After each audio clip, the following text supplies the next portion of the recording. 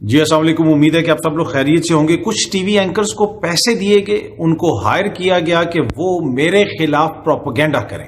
یہ سامنے آپ خبر دیکھ سکتے ہیں، یہ خبر ہے جناب ڈان کی، اور اس کے مطابق آصف علی زرداری صاحب نے کلیم کیا ہے کہ کچھ ٹی وی اینکرز جو ٹی وی پہ پروگرامز وغیرہ کرتے ہیں ان کو ہائر کیا گیا، اور انہیں کہا گیا کہ آصف علی زرداری صاحب کے خلاف پروگرامز کریں۔ یہ میں تھوڑا سا آپ کو پڑھ کے بھی سنا دیتا ہوں۔ Anchors were booked and paid to talk against me on channels but I never bothered and always ignored them because they were not of my level۔ انہوں نے کہا کہ وہ جو لوگ جن کو بک کیا گیا، جن اینکرز کو پیسے دیے گئے کہ جو میرے خلاف پروگرامز کریں، میں نے کبھی اس حوالے سے کوئی بادر نہیں کیا، اس کو خاطر میں نہیں لایا، کیونکہ ان کا وہ اس لیول پہ نہیں ہے، وہ اس قابل ہی نہیں ہے کہ ان کو کوئی جواب دیا جائے۔ اور یہ پرائیویٹ ٹی وی چینلز کے حوالے سے انہوں نے بات کی۔ اب یہ وہ بات ہے، اس طرح کی بات ماضی میں عمران خان صاحب بھی کرتے رہے ہیں کہ لفافوں کا ذکر ہوتا ہے کہ کچھ اینکرز جو ہے وہ پیسے لے کے پروگرامز کرتے ہیں، اور اس کے اوپر بہت سارے ہمارے صحافی دوست جو ہیں وہ غم و غصہ کا اظہار بھی کرتے ہیں، اور رائٹلی کرتے ہیں، اس لیے کہ اگر کسی پہ الزام لگایا جائے تو پھر آپ بتائیں۔ اور عمران خان صاحب سے وہ جواب پوچھتے تھے، کہتے تھے جو ہے وہ چاند پہ چلے جائیں گے دنیا چھوڑ کے، سیاست چھوڑ کے، آپ صحافت شروع کر دیں، ہم صحافت چھوڑ کے وکالت شروع کر دیں گے، مگر اس قسم کے دعوے ہوتے تھے۔ بتائیں جناب، ثبوت دیں۔ تو اب یہ آصف علی زرداری صاحب سے ابھی تک آئی ڈونٹ نو کسی نے پوچھا ہے کہ وہ کون سے ٹی وی اینکرز ہیں جن کو بک کیا گیا، جن کو ہائر کیا گیا، جن کو پیسے دے کے آصف علی زرداری صاحب کے خلاف پروگرامز کروائے گئے، کس نے پیسے دیے، کیوں ہائر کیا۔ تو یہ بڑی امپورٹنٹ چیز ہے، آپ دیکھتے ہیں کوئی کوشچن کرتا ہے یا نہیں کرتا۔ کیا میں یہ کوشچن کر رہا ہوں آصف علی زرداری صاحب سے؟ نہیں، میں نہیں کر رہا، اس لیے کہ جس طرح انہوں نے کہا کہ وہ اس چیز کو اہمیت نہیں دیتے اور انہوں نے اپنا کام جاری رکھا ہوا ہے، تو میرے خیال میں اگر آصف علی زرداری صاحب جو ہے وہ مناسب سمجھیں گے تو وہ خود تفصیلات سامنے لے آئیں گے۔ لیکن وہ جو صحافی عمران خان کے الزام پہ بہت زیادہ اپسیٹ ہوتے تھے، امید ہے کہ وہ اس کے اوپر کوشچن کریں گے اور پوچھیں گے ان سے کہ جناب اب آپ بتائیں اس میں کون کون شامل ہے اور اس کے کیا ثبوت ہیں آپ کے پاس۔ اچھا، الیکشن کے بعد کیا سیناریو ہوگا، حکومت کس طرح بنے گی، اور استحکام پاکستان پارٹی جو ہے وہ اس کی الیکشن کمپین میں اب کیا ہوگا، وہ کچھ چیزیں وہ میں آپ سے شیئر کروں گا۔ لیکن پہلے ایک اور چیز جو میں آپ سے شیئر کرنا چاہتا ہوں، یہ خبر آپ سامنے دیکھیں، جنگ نیوز کی یہ خبر ہے، اور جیو پہ بھی میں پڑھ رہا تھا۔ مولانا فضل الرحمان فلسطینیوں کی مدد کے لیے غزہ روانہ۔ جی ہاں جی، مولانا فضل الرحمان صاحب غزہ روانہ ہو گئے ہیں۔ اب میں تھوڑی سی یہ خبر آپ کو پڑھ کے سناؤں گا، اور اس کے بعد اس کے حوالے سے تفصیلات جو ہے وہ شیئر کرتا ہوں۔ اس خبر کے مطابق جو ہے وہ فلسطینیوں کی مدد کے لیے مولانا فضل الرحمان صاحب فلسطینیوں کی مدد کے لیے تیزی سے غزہ روانہ ہو گئے۔ وہ کسی بھی مسلم ملک کے پہلے مذہبی سیاسی رہنما ہیں جو جنگی علاقے کے سفر پر گئے ہیں۔ اب یہ تیزی سے روانہ ہوئے، مطلب کہ جس وقت وہ روانہ ہو رہے تھے اس وقت وہ تیزی سے چلے، یا انہوں نے کوئی تیز روٹ لینا ہے، یہ مجھے نہیں پتا۔ I don't know, I could not understand کہ اس تیزی کا کیا مقصد ہے یا کیا مطلب ہے۔ مولانا کی نقل و حرکت کو خفیہ رکھا گیا ہے کیونکہ وہ تباہ حال لوگوں تک خاموشی سے پہنچ کر ان کی مدد کرنا چاہتے تھے۔ وہ اپنے ساتھ خوراک اور ادویات لے کے جا رہے ہیں۔ اب وہ کس ذریعے سے جا رہے ہیں، کسی جہاز سے جا رہے ہیں، وہ کس طریقے سے وہاں پہنچیں گے، یہ ساری انفارمیشن یہاں پہ مسنگ ہے۔ اچھا، آگے اس خبر میں لکھا ہوا ہے کہ اب وہ مولانا کس طرح گئے ہیں۔ اس حوالے سے جب جمعیت علماء اسلام کے ترجمان اسلم غوری سے رابطہ کیا گیا تو انہوں نے تصدیق کی کہ مولانا فضل الرحمان غزہ کی طرف سفر کر رہے ہیں، لیکن انہوں نے تفصیلات دینے سے گریز کیا۔ اب یہ بڑا کوشچن یہ ہے کہ ایک تو وہ تیزی کے اوپر تھوڑا سا، یہ جنہوں نے خبر دی ہے وہی تھوڑا سا اس کو الیبوریٹ کر دیں کہ وہ تیزی سے کس طرح روانہ ہوئے۔ کوئی ایسا سفر بھی ہے جو آہستہ آہستہ اس طرف جاتا ہے، اور وہ کوئی ایسا راستہ بھی ہے جو تیزی سے وہاں پہ جاتا ہے، وہ کس طرح ہوئے۔ اور دوسری بات یہ ہے کہ وہ کس راستے سے جائیں گے، کس طرح جائیں گے، اس لیے کہ آپ یا تو جائیں گے اسرائیل کے راستے سے۔ اب اسرائیل میں آپ کو پتہ ہے بہت سارے ایسے ممالک ہیں، اگر آپ ادھر اسرائیل جائیں اپنے پاسپورٹ پہ، تو وہ اگر آپ کسی دوسرے ملک میں جائیں تو آپ کو وہاں پہ مشکل ہوتی ہے، کچھ ملک تو آپ کو انٹری بھی نہیں دیتے۔ تو اسرائیل نے ایک طریقہ کار نکالا ہوا ہے، وہ سٹیمپ نہیں لگاتے، وہ آپ کو ٹکٹ دے دیتے ہیں۔ جب آپ وہاں پہ لینڈ کرتے ہیں تو وہ آپ کے پاسپورٹ پہ سٹیمپ نہیں لگاتے، وہ آپ کو ایک ٹکٹ دے دیتے ہیں، اور اس ٹکٹ کو آپ پاسپورٹ کے اندر رکھ لیتے ہیں، اور اسی پہ آپ گھومتے پھرتے رہتے ہیں، اور پھر آپ چلے جاتے ہیں۔ بلکہ 2007-8 کے دوران یہ اکثر جو ویب سائٹس وغیرہ ہیں آپ ان کو کھولیں تو اس میں میں دیکھتا تھا ایک پاکستانی نیوز ادارے کی ویب سائٹ تھی، وہ میں روز پڑھتا ہوتا تھا، اس لیے کہ لندن میں آپ کو پتا ہے آن لائن پڑھتے ہیں، تو اس جو ویب سائٹ ہے پاکستانی ادارے کی، اس کے اوپر بھی اسرائیل کی جو ٹورزم منسٹری ہے یا ٹورزم ان کا ڈپارٹمنٹ ہے، اس کے ایڈز انٹرنیٹ کے اوپر چل رہے ہوتے تھے، اس ادارے کے اخبار کے اوپر یا اس ادارے کے چینل کے اوپر نہیں. جب آپ انٹرنیٹ کھولتے ہیں اور مختلف ویب سائٹس کھولتے ہیں تو مختلف اشتہارات پاپ اپ ہو جاتے ہیں، آپ دیکھتے ہیں. تو اس کے اوپر بھی وہ چلتے تھے اشتہارات، اور ان کے اندر بھی یہ چیز مینشن کی ہوتی تھی کہ اگر آپ نے اسرائیل کا سفر کرنا اور آپ کے لیے ایشو آپ اپنے پاسپورٹ کے اوپر سٹیمپ نہیں لگوانا چاہتے تو آپ جو ہے جناب ادھر اس حوالے سے بھی آپ کو سہولت فراہم کی جا سکتی ہے. اور جیسا میں نے آپ کو بتایا کہ وہ آپ کو کارڈ دے دیتے ہیں، سٹیمپ نہیں لگاتے تاکہ کہیں اور جا کے آپ کے لیے مسئلہ نہ بنے. لیکن اب غزہ جانے کا اور ویسٹ بینک جانے کا سب سے جو آسان طریقہ ہے کہ وہ اب تیل اویو کے ایئرپورٹ پہ اتریں. اور ایشو یہ ہے کہ تیزی، سب سے تیز راستہ وہ ہے. اب یہ کہہ رہے ہیں مولانا تیزی سے وہاں جانے پر، مولانا تو وہاں جا نہیں سکتے اس لیے کہ پاکستانی پاسپورٹ پہ تو آپ کو وہاں پہ انٹری نہیں ملتی ہے، پاکستانی پاسپورٹ پہ تو آپ کے لیے مسئلہ ہے، پاکستان تو اسرائیل کو تسلیم ہی نہیں کرتا.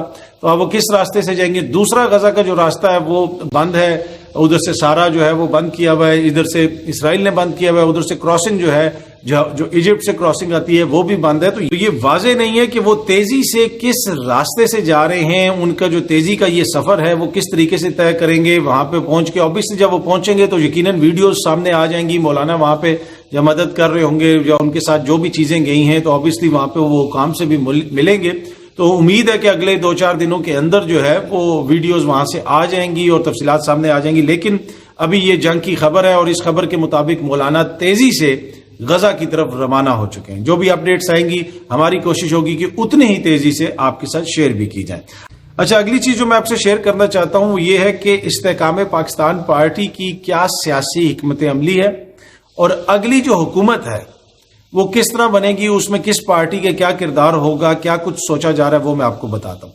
لیکن استحکام پاکستان پارٹی نے یہ دیکھا ہے اور انہوں نے یہ مشاورت کی ہے اور ذرائع ہمیں یہ بتا رہے ہیں کہ فیصلہ یہ کیا گیا ہے کہ پی ٹی آئی اور عمران خان کے اوپر تنقید نہیں کرنی، ان کے اوپر زیادہ نہیں جانا، اس لیے کہ ادھر تو پنجاب کے اندر تو ووٹ ہی عمران خان کا ہے اور ہر اس قوت کے خلاف ووٹ ہے جو عمران خان کے خلاف بات کرتی ہے، یعنی نون لیگ کے خلاف، پیپلز پارٹی کے خلاف. اگر آپ عمران خان پہ چڑھائی کر دیں گے عوام تو آپ کو پوچھے گی نہیں. تو آپ دیکھیں گے کہ یہ کھل کے عمران خان کے اوپر، ان کی جماعت کے اوپر اس طریقے سے جو ہے تنقید نہیں کریں گے، بلکہ کہیں نہ کہیں ایسا فلر بھی دے دیں گے جس طرح علیم خان صاحب نے دیا. انہوں نے ایک جاوید چودھری صاحب سے انٹرویو میں بات کرتے ہوئے کہا کہ جی شوکت خانم بہترین ادارہ ہے، ابھی بھی جو ہے وہ شوکت خانم کا سب سے بڑا ڈونر میں ہوں، میں دیتا ہوں، ابھی بھی پیسے دیتا ہوں، مجھے اعتبار ہے. تو اگر عمران خان چور ہے، عمران خان 2 نمبر ہے، عمران خان ریاست مخالف ہے، عمران خان غدار ہے، عمران خان اداروں پہ حملہ آور ہے، اس کی جماعت اداروں پہ خدا نخواستہ حملہ آور ہے،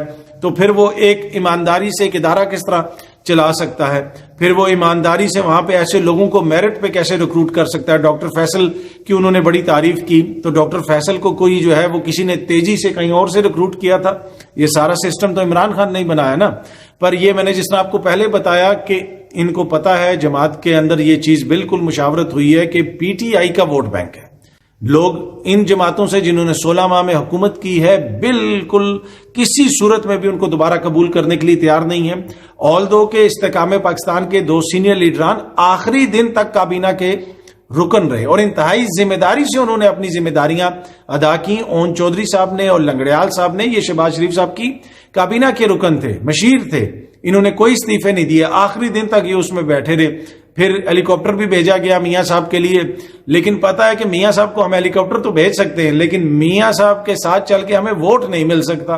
تو اس وجہ سے بیانیہ یہ رکھنا ہے کہ ہلکی ہلکی اپوزیشن کرنی ہے. یہ ہلکی ہلکی اپوزیشن پی ٹی آئی کی کرنی ہے اور فل جسے کہتے ہیں نا تھروٹل کے ساتھ ان پہ چڑھائی نہیں کرنی. کچھ ان کے جو لوگ ہیں جس طرح فیاض الحسن چوہان صاحب وہ ذرا جذباتی ہو جاتے ہیں، وہ یہ بھی کہہ دیتے ہیں وہ بھی کہہ دیتے ہیں. اس دن فریہ ادریس صاحبہ کے پروگرام میں جس قسم کا ان کا رویہ تھا، پارٹی کے سینئر لوگوں نے فریہ ادریس صاحبہ کو فون کر کے میسیجز کر کر کے جو ہے معذرت کی اور انہوں نے کہا کہ جی ہمارا یہ رویہ نہیں ہے.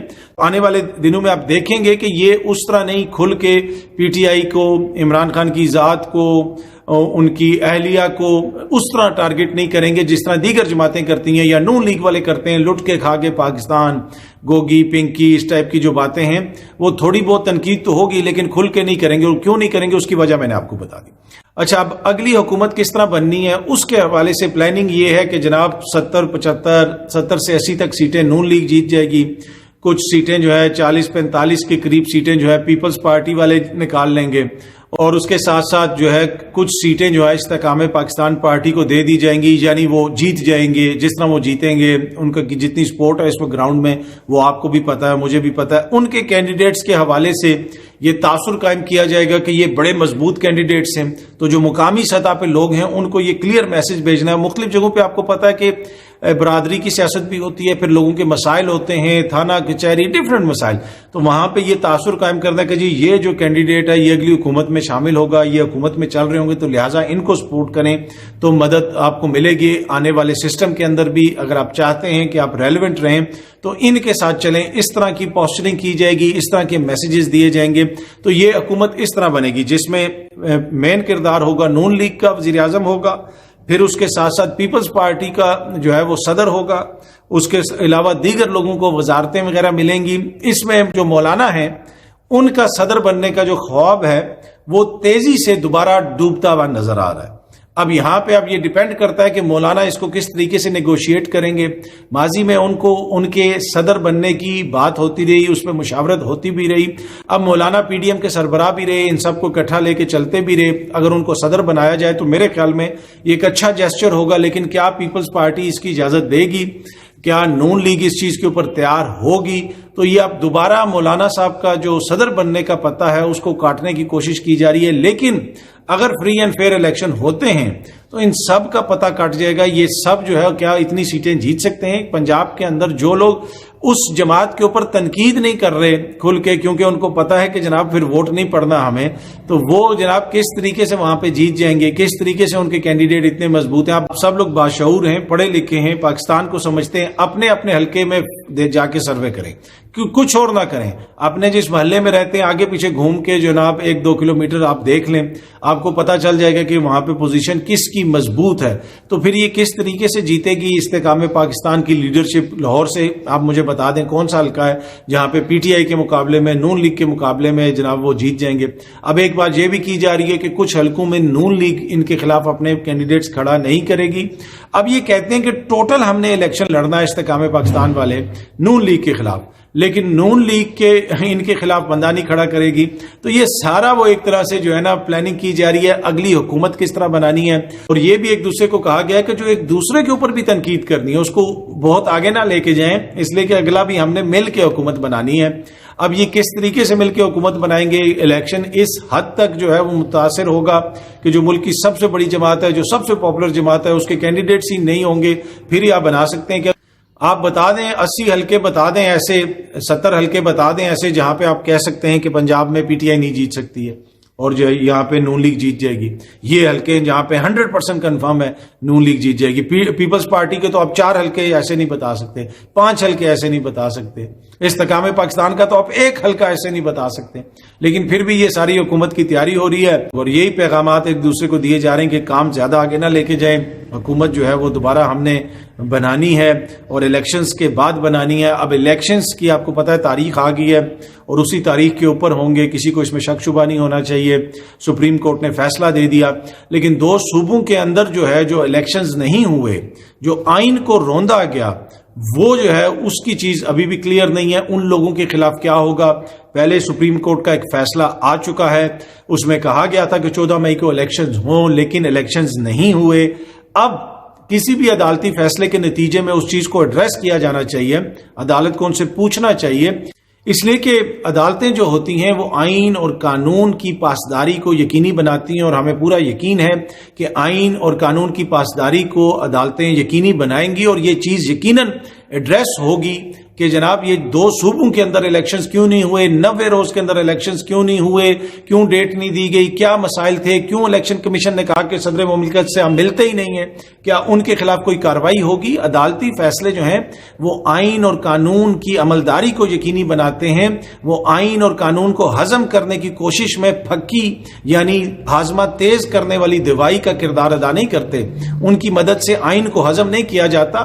تو اس وجہ سے ہمیں پورا یقین ہے کہ عدالت سے ایسی چیزیں آئیں گی، عدالت سے ایسے فیصلے آئیں گے کہ جن لوگوں نے آئین اور قانون کو ہضم کیا، 16 مہینے کے دوران جو حرکتیں کی اور جس طریقے سے الیکشنز کے انعقاد کو ناممکن بنایا، اس کے راستے میں پتھر ڈالے، اس کے راستے کو روکنے کی کوشش کی، ان لوگوں سے پوچھا جائے گا، اور انہوں نے جس طریقے سے آئین کو کھانے کی کوشش کی، آئین کو ہضم کرنے کی کوشش کی، کسی بھی عدالتی فیصلے کے ذریعے ان کو آئین ہضم کرنے میں آسانی نہیں ہوگی۔ ہم یہ امید کرتے ہیں عدالت سے جو چیزیں آئیں گی اس کے نتیجے میں جن لوگوں نے آئین کو نگلا ہے ان کے میدوں سے آئین کو باہر نکالا جائے گا اور آئین کو بازیاب کروایا جائے گا اور بتایا جائے گا کہ جناب یہ آئین کے اوپر عملداری بہت ضروری ہے۔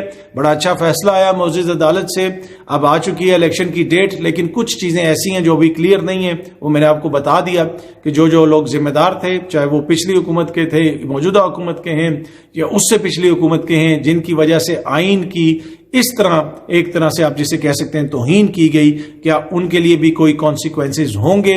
وہ وفاقی وزراء جو ٹی وی پہ بیٹھ کے کہتے تھے کہ عدالت کا فیصلہ آ گیا تو کیا ہوا، ہم الیکشن نہیں کرائیں گے، کیا ان کو ان کے بیانات، ان کی یہ ساری چیزیں جو ہیں وہ اتنی آسانی سے ہضم ہو جائیں گی اور عدالتی فیصلے جو ہیں وہ پھکی کا کردار ادا کریں گے، ہاضمہ تیز کرنے والی دوائی کا کردار ادا کریں گے؟ اور ہمیں پورا یقین ہے کہ ایسا ہوگا نہیں۔ جس کا جو کردار تھا اس سے پوچھا جائے گا اور اس کو جواب دینا پڑے گا۔ بہت جلدی آپ سب دوستوں سے دوبارہ ملاقات ہوگی۔ Thank you very much.